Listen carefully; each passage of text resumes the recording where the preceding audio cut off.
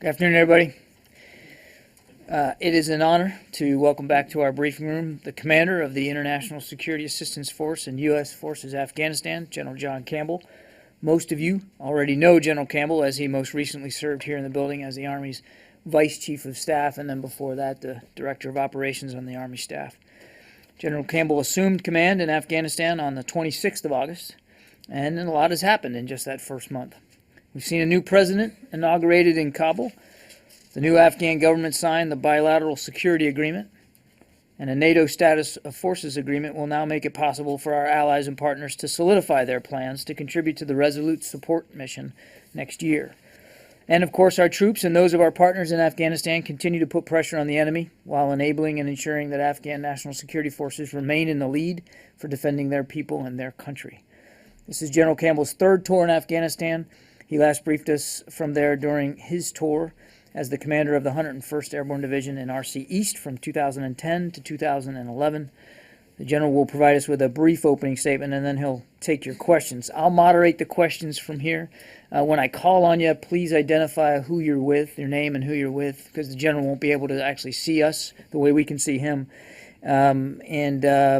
I would like to just remind you there, because of the satellite connection, there's about a 3 to 5 second delay. So just allow for that, for time for him to hear your question and then to respond. We got about 30 minutes to get through this, and so with that, sir, I'll turn it over to you.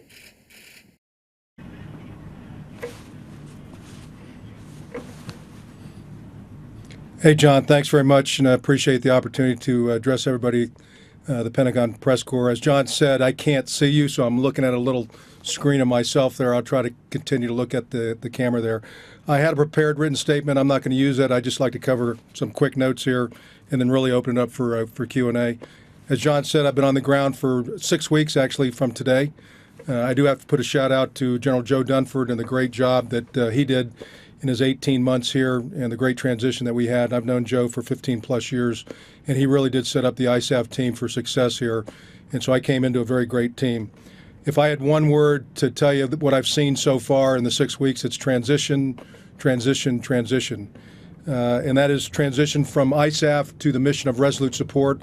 It's the political transition with a new president, the BSA signing, the SOFA signing, and this really complete political transition. We're currently with about 40,000 troops on the ground, just less than 40,000. We're moving to 12.5 by the end of this year. That's NATO forces and the United States. The number for the United States, is 9,800. We'll continue to go there. We're on a very good glide path to make that by the end of December.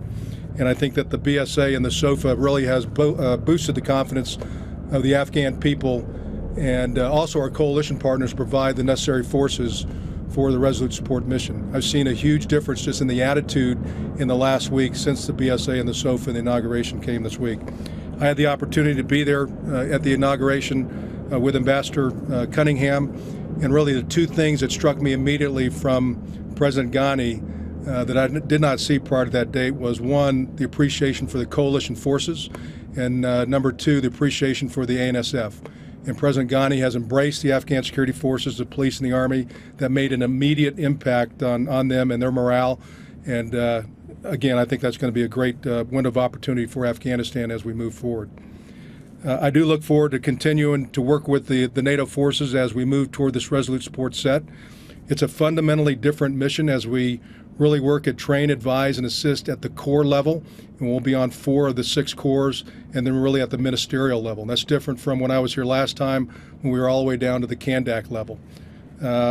So my battlefield circulation this time, different from when I was in RC East, is really in Kabul, although today I had an opportunity to get down to RC South and see the great 1st Cavalry Division down there, talk to their soldiers, interact with both the Afghan forces and the NATO forces. But I've been focusing on the security institutions, the Ministry of Interior, the Ministry of Defense, the National Security Advisor, NDS, and then working with both President Ghani and the CEO, Mr. Abdullah. And so that's been my focus here the first 6 weeks. I do think there's going to be some challenges as we move forward working through the national unity government. I look forward to working with both President Ghani and Mr. Abdullah on that. And again, I will take any questions on that as we go forward. But I am humbled and honored to have the opportunity to be the ISAF commander. We continue to have great success on the ground in many areas, And I think a lot of that has been taken away from the news for the last several weeks with Iraq and Syria. And I really do want to emphasize that you have men and women on here that continue to be in harm's way, that do great things for all of our countries, working with the Afghan security forces, and I'm proud to be part of that. So with that, I'll take your questions. Okay, sir, thank you. First question. Hi, General, I'm Scott Massioni with Inside the Pentagon. A recent GAO report said that the lack of a bilateral security agreement could delay the drawdown. Now that the bilateral security agreement's been signed, are you still on time to finish things or start things in October and finish up around the same time you were hoping to?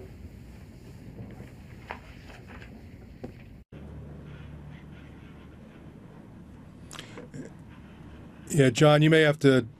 I only got parts of that question. I think the question was, because the BSA was signed late into October, can we still make the Resolute support set? Was that the question? Is it Pretty much the drawdown, making sure the drawdown happens on time in October and Yes, sir. stays on the time. Yes, sir. It's about retrograde in the timetable.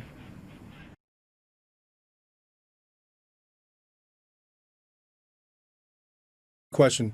Yeah, we're absolutely on glide path right now. We've been on a glide path to get to the Resolute support set probably by the 1st of November. And we're on that glide path, and actually in some places we're ahead of schedule. So I really have no concerns on the retrograde piece. There's been a lot of very hard work done by all the units here. We've gone from, when I was here last time, about 300 cops and FOBs. We're just a little under 30 at this point in time. And so I feel very confident that we have a good glide slope, and we'll make the Resolute support set by the end of December. Justin. Hi, General. It's Justin Fischel with Fox News. I wanted to ask you two big picture questions about both Afghanistan and Iraq. Secretary Panetta, former secretary, is the latest in a line of military heavyweights who have suggested that it would have been a good idea to leave troops in Iraq. Do you agree with that? And do you believe that 9,800 is enough troops for Afghanistan? And can you tell us what their new mission will be?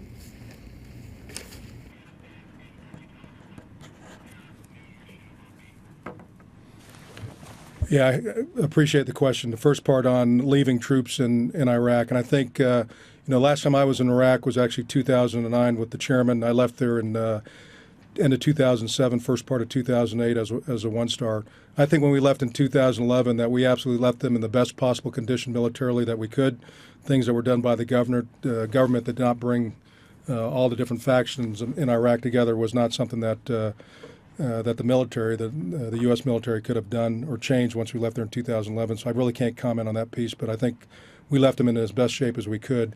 Afghanistan is fundamentally different than Iraq, and almost you can't compare those two.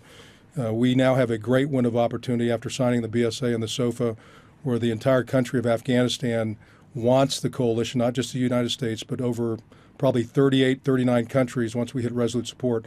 You got to remember, we've had over 50 countries tied into this ISAF mission in the last 13 years. I don't think that's unprecedented. I don't think we've ever had that many countries stick together in time of conflict. So this is fundamentally different where we're at. And again, President Ghani, by signing the BSA, by signing the SOFA, has said they are a sovereign country, but they do continue to want the assistance that the coalition provides. And I think we're in a different place than we were with Iraq. The military here, the Afghan security forces, completely different than when I left Iraq. They're completely different than when I was here just a couple of years ago. They've taken on the security mission from last June of 13. They had it mostly entirely by themselves for the summer of 14. I think they've done very well supporting both the elections and through some other major events. The last couple of weeks, there's been an uptick with the Taliban trying to make a statement as they close out the fighting season. What you may be getting in the media, probably in the western part of Gaza, in a place called Ajiristan, where you've heard about potential beheadings, 250 houses burning, 150 people killed. That's absolutely false. And we've worked very hard with the Afghans to make sure they get that message out to show that the Afghan security forces can hold the terrain. There's nowhere that we have Afghan security forces that the Taliban can get the terrain and hold the terrain. The Taliban may take over a district center or something, but only temporarily.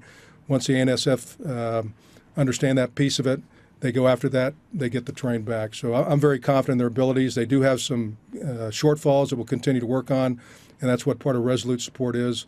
We'll work very hard on their aviation, on their intelligence, on their sustainment, those things that are very, very hard for any Army, especially hard here in Afghanistan. We'll continue to work with them on that. Just follow up really quickly. General, don't you believe that leaving a force in Iraq would have been good for the same reasons that it's good to leave a force in Afghanistan? For example, they could have overseen some of the changes that Maliki made and perhaps encouraged them not to do so.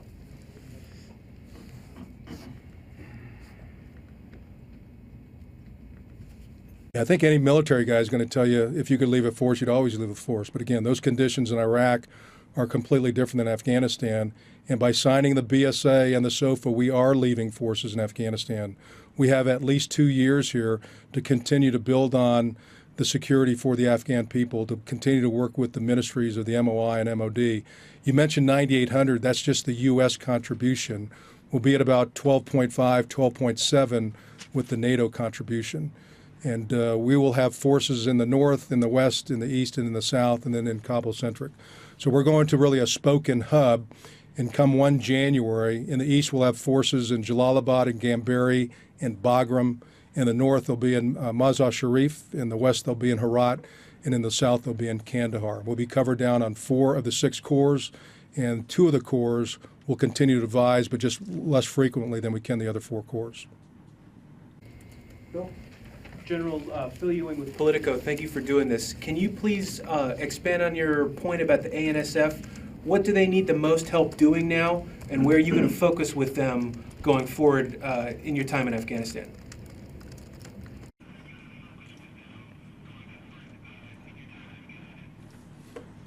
No, thanks for the question. Again, we're not out on patrol with the Afghans. They've taken over the fight. We're really focused on the systems and processes that they have at the corps level. We're no longer with the brigades. We're no longer with the Kandaks. The gaps and seams that were identified early on, aviation, close air support, intelligence, logistics, how to sustain their force, are the processes that we continue to work on. We've developed 8 essential functions as we move into Resolute support that will continue to work with the Afghan forces. Those include the Joint Fires piece. It includes working with their force generation. And again, I'm very confident that the Afghan forces have the capability to withstand the fight internally inside here of Afghanistan. They're very confident as well. But quite candidly, the last couple of years, there's been some impediments to them based on maybe some political decisions within their own country that prevented them from even going further. And now with a new administration in, with President Ghani, who has embraced the military here, that will probably change some of the directives that were out there that may have inhibited the military. I believe that they'll continue to grow. The Afghan military is the most respected institution in Afghanistan. Every poll taken in the last 2 years, they're at the very, very top. And again, I feel very confident that there are some areas and challenges that we'll have to continue to work on, but there is no place that once the Taliban or any other insurgents take over, that the Afghan military can't take that back from them. And the places that the Taliban and the insurgents are going after are very remote locations where we don't have a lot of police, we don't have a lot of army, and they're trying to make these very high-profile attacks, spectacular attacks. And once we have the security forces in those areas, then the Taliban are quickly defeated. Hey, General, it's Tom Bowman with NPR. I wanted to go back to what you were talking about with the Taliban. They seem to be making inroads, particularly in Helmand province around Sangin, where there were a lot of Marine casualties, winning that ground back. And also you referred to Ghazni. It appears they are pushing in Ghazni as well. What, if anything, has the U.S. done to help the Afghan forces in those areas? Is it just advice, or is it airstrikes or whatever? And also, if you could talk a little bit about the Afghan security forces, their casualties, how much they've increased over the past year or two.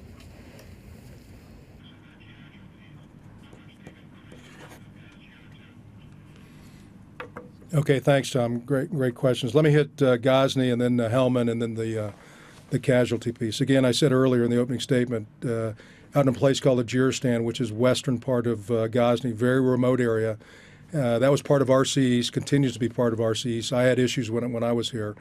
A very remote location. For about the past week, there's been an uptick in activity out there, but nothing near what the local media has provided here. The district governor, the provincial governor, the district police, the provincial police made some phone calls back into the Capitol. They made phone calls to the press. They were exaggerated. We've had both our special operating forces that are partnered with the Afghan special operating forces, which are probably the very best in this part of the world, have been down in the Waziristan area for about the last 4 days. All of the reports that I get back show probably 6 Afghan military killed, maybe 12 civilians. That was as of yesterday was the last update. I was out of the net most of today down in RC South. But again, there's no terrain down there in Waziristan that the Afghans do not control. And there were some very exaggerated reports. So I feel very confident that the Waziristan, western part of Ghazni, is not an issue. In Helmand, for the last several weeks, there's been an uptick. In the last 4 or 5 days, there's been a pretty substantial fight. And again, both the commandos, the 215th Corps, and the police, I think you'll see in the next day or two with the Afghans coming out and reporting the success that they've had there. The problem we've had in the past is we've encouraged the Afghans to go ahead and report this, to show the success that they have. And quite candidly, they've been afraid to do that. And they've been inhibited in some places to tell some of the good news stories. But I think, again, under President Ghani and Mr. Abdullah, you will see the police, the Army, senior leadership come out and speak with the media more and show you the great success that they're having. There are casualties on both sides, but I think here in the next 24 to 48 hours, what you'll see in Helmand is that the Taliban do not own any of the ground that they've tried to get, and that they'll end the fighting season 14 here very discouraged, and that their leadership continues not even to be in Afghanistan, and that the morale of the Taliban continues to be low. They have, quite frankly, won the information war, because I think all of you back there think that the Taliban have made great success, and they haven't. And so we have not done a good job in telling that story. But I'm here to tell you, in the 6 weeks I've been on the ground, I've been very, very confident of what the Afghan security forces can do. We'll continue to provide ISR, close air support, some of those things that we will build up their capabilities, but we're not there yet, and that's why we'll continue to do the train, advise, assist as part of resolute support in both 15 and into 16. Follow-up, I was asking about summer, the last probably 30 days, on the casualties that the Afghan forces, especially the police, have taken. I don't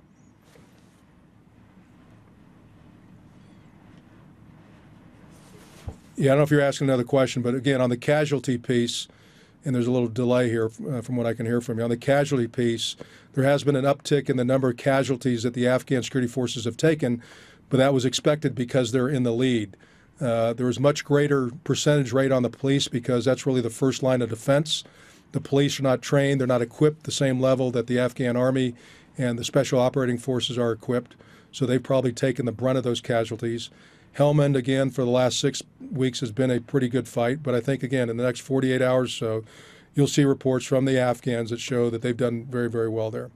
But the number of casualties for the Afghan security forces for the summer of 14 is just slightly higher, actually, than 13. But the last month or so, that percentage has gone up to kind of get it to where it was in 13. But that's because they've been in the lead almost completely this summer, more so than they were last year. Jim?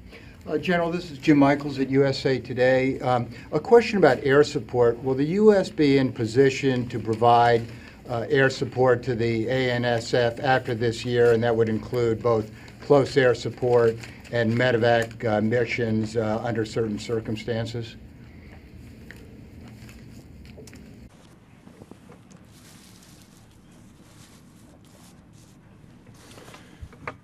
Yeah, Jim, I understand the question. Will we be in a position to provide air support, medevac, to the Afghans in 15? The number of platforms that we have, the amount of ISR, the amount of CAS, the amount of medevac we'll have will be greatly diminished from what we have today in proportion to where we're going with the 12.5. We continue to work through the Afghans what we will be able to provide and what we won't be able to provide to the Afghans starting on 1 January. And I have to have that discussion both with President Ghani, Mr. Abdullah, and I have to have that discussion with General Austin out of CENTCOM and General Breedlove of SACURA. Hi, sir. Tony Capaccio with Bloomberg News. I want to shift to waste of government spending concerns. The Special Inspector General for Afghanistan Reconstruction has continually voiced concerns about so-called oversight bubbles emerging in the country because his people and U.S. officials cannot go to projects and oversee how well U.S. dollars are being spent.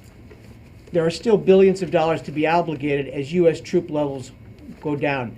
Is that a legitimate concern?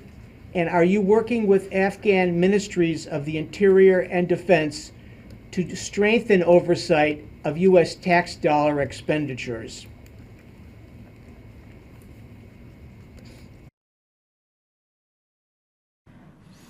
Thanks for the question. Absolutely, we're working both with the SIGAR to make sure that we're open and transparent, that they have the ability to see all of our processes, and we are working very hard with both the Ministry of Interior, the Ministry of Defense, to strengthen the controls as we move into 2015 on how we leverage the funding.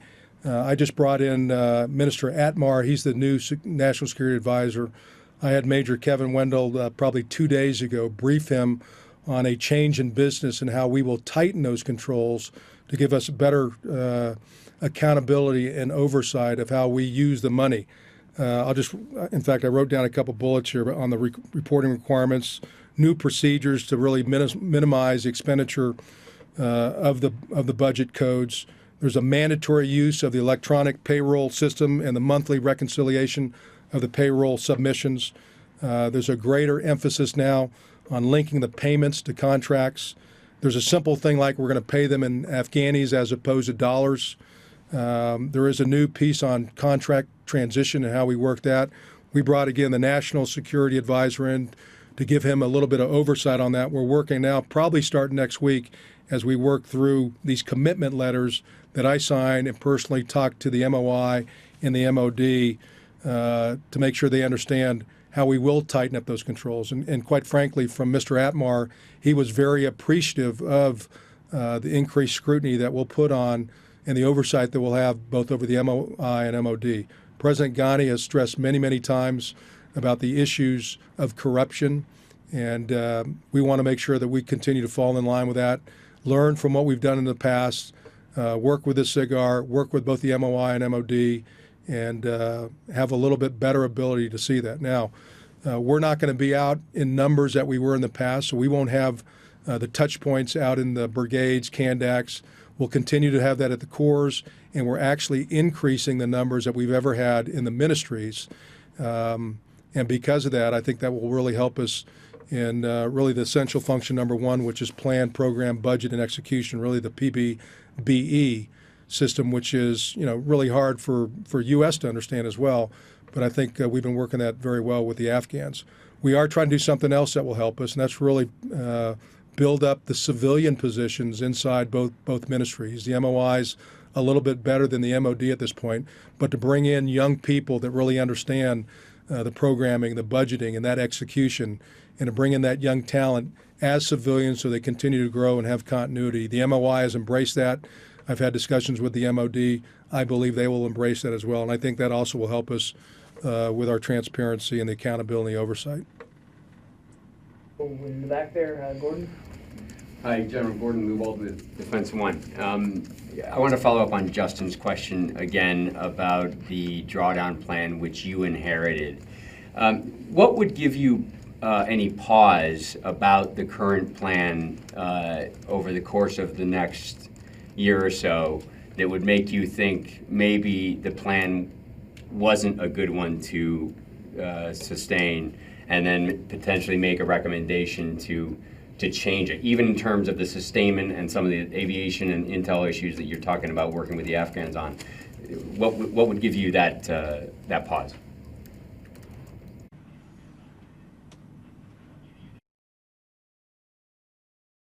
No, great question, thanks. And again, I'm very comfortable at this point in time with the plan and the ramp of the drawdown, and quite frankly, the organization that's set up to leverage the folks that we'll have here, getting the right people with the right skill sets at the right level of the ministries. And again, I feel comfortable that we're on the right path to do that. I have to measure it in risk to the force and risk to the mission. And again, some of that will change based on the new administration. Some of the policies that the new president puts out will come into my mind as I take a holistic look on how to evaluate some of the gaps and seams that we identified and the goals and objectives that we wanted to get at in Resolute Support. I think it's really, really early right now for me to be able to do that because, again, we're just starting this political transition and we haven't even started Resolute Support yet. But I think I have the ability to make those recommendations to the chain of command at the appropriate time. But right now it's really way too early. We're going to still try to figure out who the new governors are, who the new MOI or MOD, if they switch out, who within those ministries. So we got to try to work toward that continuity and continue to work that base. But really the advisors that we have, that's our new weapon system. And those are the folks that will be out there engaged at the right levels to really work on the gaps and seams that we identified probably a year and a half ago with our Afghan partners here. And I feel very confident that we have a good plan. But as any commander on the ground, I reserve the right to be able to take a look at the risk to the force, risk to the mission, and then provide my assessment to my chain of command as we move forward. Just a couple more here. Thank you for being with us, General. I'm Carla Babb with Voice of America. One of the goals of the Resolute Support mission is targeting the remnants of Al-Qaeda, and I know that you have said that we are no longer on patrol, but will U.S. troops be running some missions in the future and taking the lead, or are they only going to be serving as a support? And just curious, how long have ISAF forces no longer been on patrol?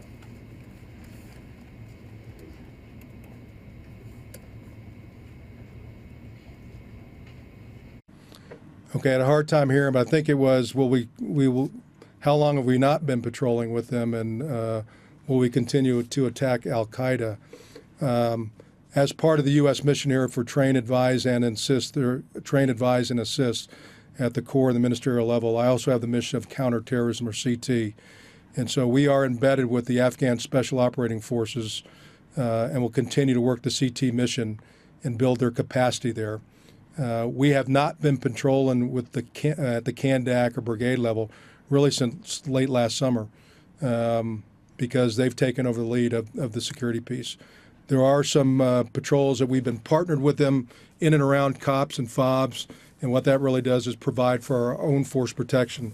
But really our best force protection is by, through, and with, and layered with our Afghan partners.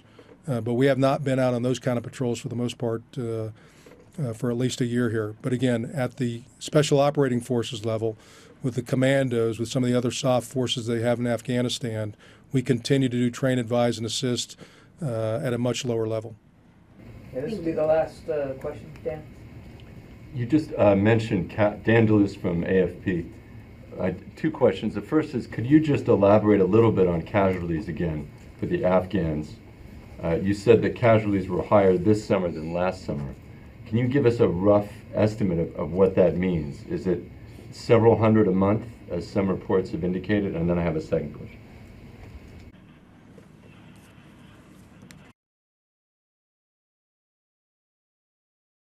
Yeah, I didn't bring those numbers with me. I think the overall average of casualties, and this is probably both wounded and killed, is slightly higher, not very much higher than the summer of 13. The last month or so, it spiked to reach that level. Otherwise, it would have probably been lower than 13. The number that's been floating around out there, and again, sometimes hard to measure based on working through our Afghan systems, for overall casualties, this includes both wounded and killed, is in the neighborhood of 7,000 to 9,000 for 14. And from 13, I think it's about the same number. So again, not much higher than 13. And in fact, the big spike here in the last couple of weeks because of the fighting down in Helmand and a little bit down in Ajiristan. And then, as you know, there's been a lot of... and we expected those numbers to be up than they were in 11 and 12. You know, there's been concern in Congress about the use of Russian-made helicopters by the Afghan forces. Can you tell us what role those helicopters play, how useful they are or not, especially among the Afghan special forces? And could you give maybe an example, maybe in Helmand, for example? Have they played an important role there?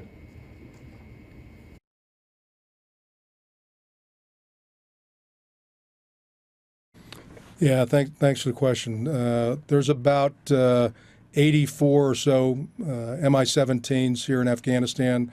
The requirement's about 87, so we have 3 to go. We continue to work both with the Afghan Air Force and the Special Mission Wing, which supports the Special Operating Forces. I had an opportunity to go out to the flight line here a couple weeks ago and sit down both with the Air Force and then with the Special Operating or the Special Mission Wing. The capability that the Special Mission Wing, just think the comparison between, that's their Task Force 160, and the ability they have to take Afghan soldiers to fly with very low alum and put them on an LZ to provide resupply is pretty incredible. And I think that they've been a force multiplier for the Special Operating Forces and for the conventional forces, the Army and the police. They've been mostly moving forces and then providing resupply.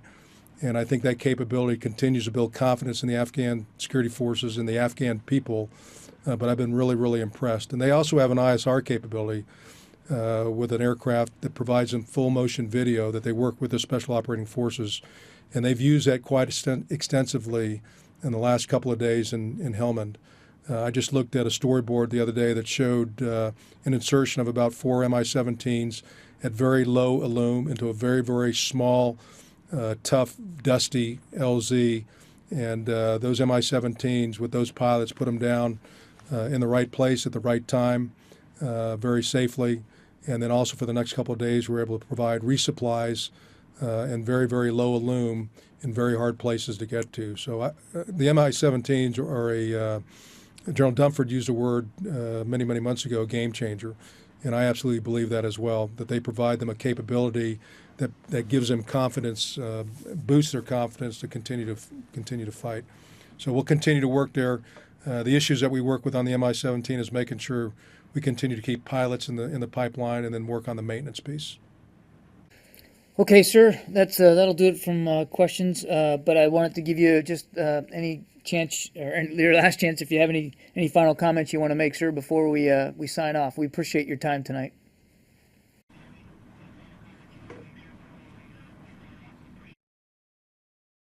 Yeah, John, and hey, thanks for what you do for all the DoD and getting the great stories out for all the soldiers, airmen, sailors, Marines, and Coast Guardsmen. But yeah, I'd just like to pass on to everybody that we continue to have a very, very tough environment here in Afghanistan.